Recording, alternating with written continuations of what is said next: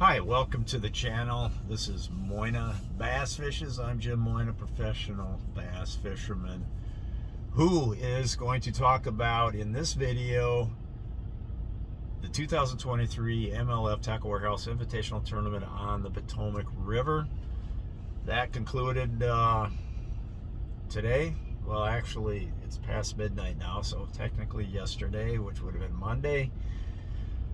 But it's all one day for me, starting at 4:30 this morning when I woke up. So, anyways, let's start right off by saying I finished 12th place, which, after day one I was 10th, after day two 11th, after day three 12th. Kind of the wrong direction, but not completely terrible. It was a tournament of missed opportunity, in that I didn't make all the right decisions. I didn't have all the big fish come in the boat, so it was one of those tournaments. I got on some fish, just didn't quite polish off the tournament to perfection. Actually, the first day went perfect, but second day had some hiccups. This third day definitely had hiccups, major hiccups. It started off good. I pulled up to a place I wanted to fish for about 10-15 minutes, and hadn't been there since practice.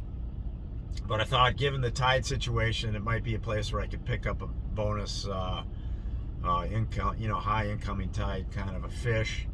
And sure enough, I caught one. It wasn't big, but it was like a 2 1/4, 2.5 pounder. So, I was like, hey, okay, I got a bonus fish for this tide situation. And so I left there, and then went over to my primary area, where I was thinking I could maybe generate a couple bites during the kind of the off tide or the high tide. And man, I put in my time, but I did have one really good fish hooked up. It wasn't a snakehead. It was a bass, and not sure what happened, but he came unhooked. I probably landed like 30 fish in this tournament, and I had 4 fish come off, and 2 of those fish were like 2 of the biggest fish I had hooked up, period. So that's not cool, but whatever, that's the way it goes. Just gonna have to live with it, deal with it, and move on. Not every no technique's foolproof 100% hookup. So anyhow, back to the time scenario on the fishing.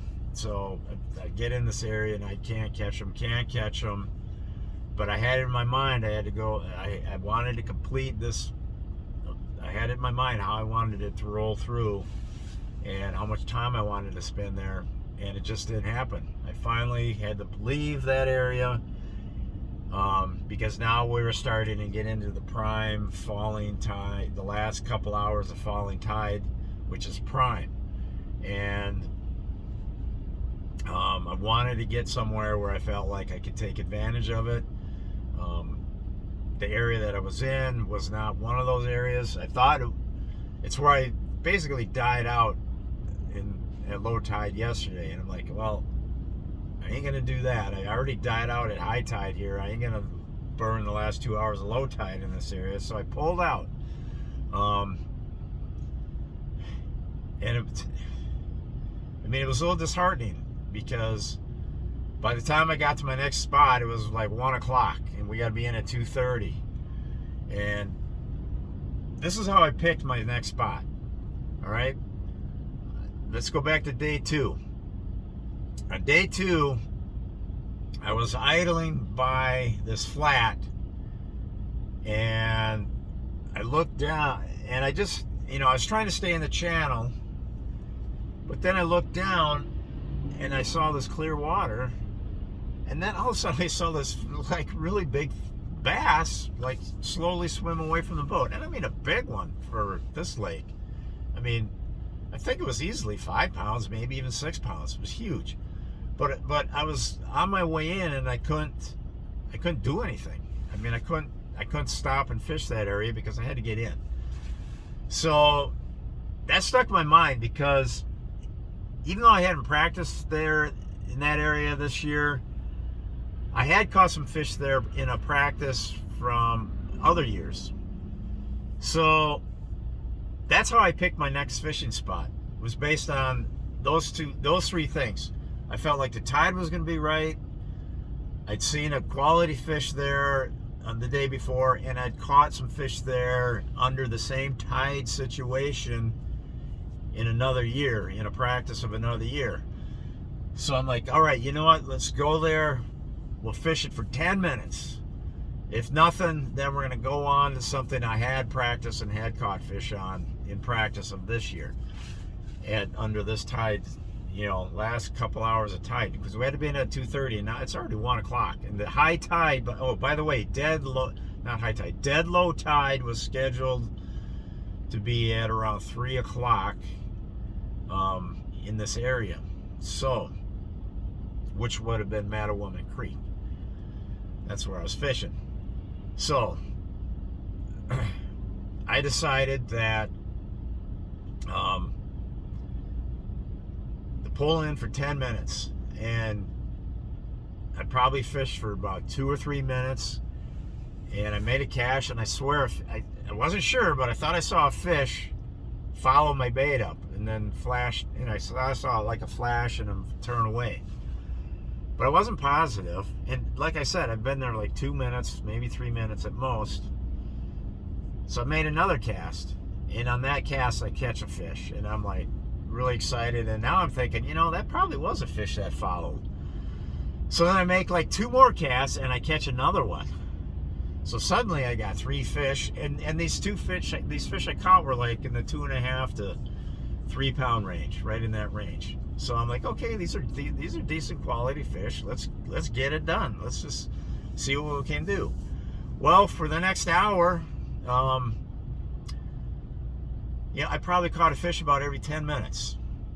So I actually had a chance to call some fish, and I was pretty excited. I didn't have any whoppers, but completely salvaged the day. Totally salvaged it on that spot. I still wanted to fish one other place for 15 minutes. So I left that area where the fish were biting, and wanted to get this other place where on day 1 I'd caught several fish, including 2 quality fish that made my weigh-in bag. But once you know it, I got there, and even with the falling tides, getting right, I couldn't catch a fish there. So that 15 minutes was wasted at the end of the day, sadly, but I guess that's the way it goes. So in the end, you know, those 7 or 8, I probably caught like 8 fish.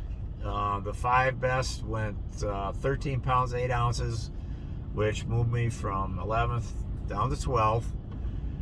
And I guess I can't complain too much. I mean, you want to catch the 18, 19, 20 pound bag and make a huge move up into one of the top positions, but it just didn't happen. So at least they salvaged the day late in the day there, and which is really important because, as it turns out, and I can get more into this in another video, but as far as the Angler of the Year points, my whole goal of fishing this trail, and this is a qualification trail to get into what's called the Bass Pro Tour with Major League Fishing.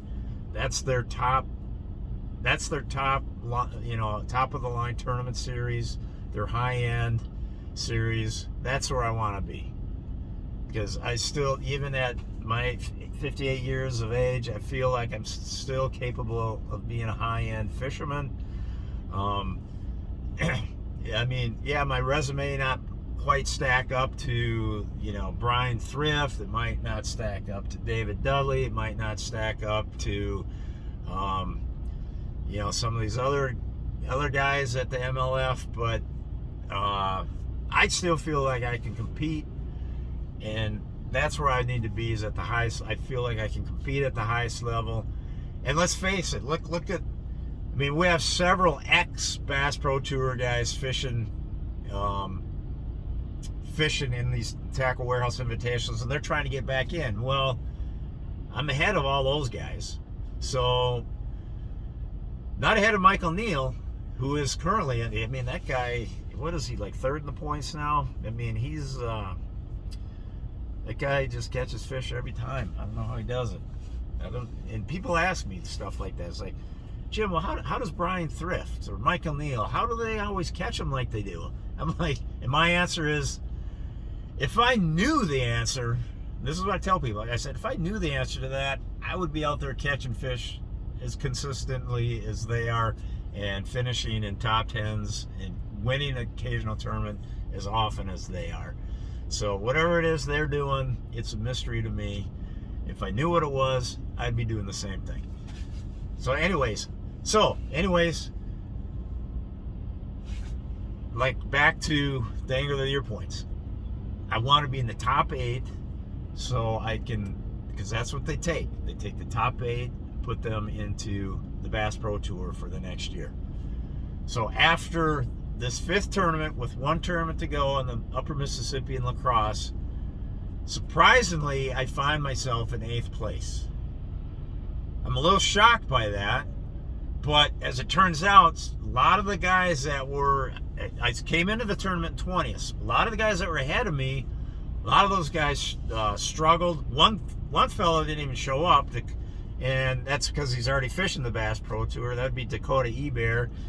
He didn't show up to fish here, so that was one easy place to make up. But the rest of them, a lot of those guys struggled, had a hard tournament, didn't get it done.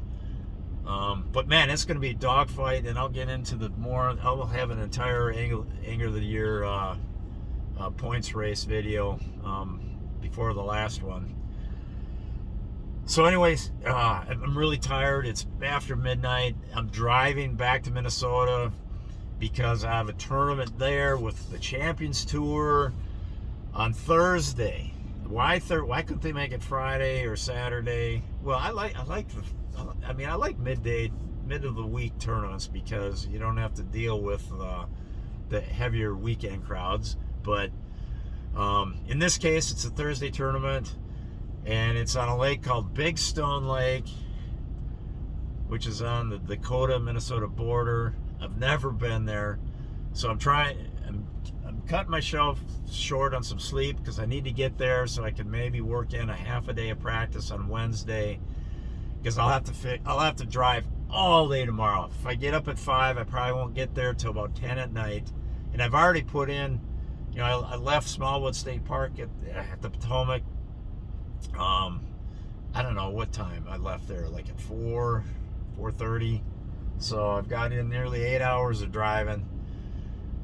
Better get some sleep, and it'll seriously, if I get up at 5, I probably won't be there till 10 at night tomorrow.